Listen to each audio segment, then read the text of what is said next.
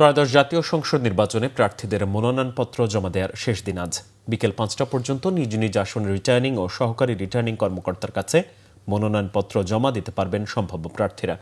এদিকে গতকাল পর্যন্ত সারা দেশে সম্ভাব্য প্রার্থীরা ৩,১৪৪টি মনোনয়নপত্র সংগ্রহ করেছেন। এর মধ্যে ১৬৬ জন মনোনয়নপত্র জমা দিয়েছেন। সংশোধিত তফসিল অনুযায়ী রিটার্নিং কর্মকর্তা মনোনয়নপত্র বাছাই করবেন ৩০ ডিসেম্বর থেকে আগামী ৪ জানুয়ারি পর্যন্ত। মনোনয়নপত্র বাছাই রিটার্নিং কর্মকর্তার সিদ্ধান্তের বিরুদ্ধে আপিল দায়েরের তারিখ ৫ জানুয়ারি থেকে ৯ জানুয়ারি। আপিল নিষ্পত্তি ১০ জানুয়ারি থেকে ১৮ জানুয়ারি।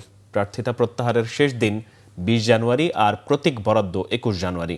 আগামী ১২ ফেব্রুয়ারি বৃহস্পতিবার সকাল ৭:৩০ থেকে বিকেল ৪:৩০ পর্যন্ত বিরতিহীনভাবে ব্যালট পেপারের মাধ্যমে স্বচ্ছ ব্যালট বাক্সে ত্রয়োদশ জাতীয় সংসদ নির্বাচন ও গণভোটের ভোট গ্রহণ অনুষ্ঠিত হবে।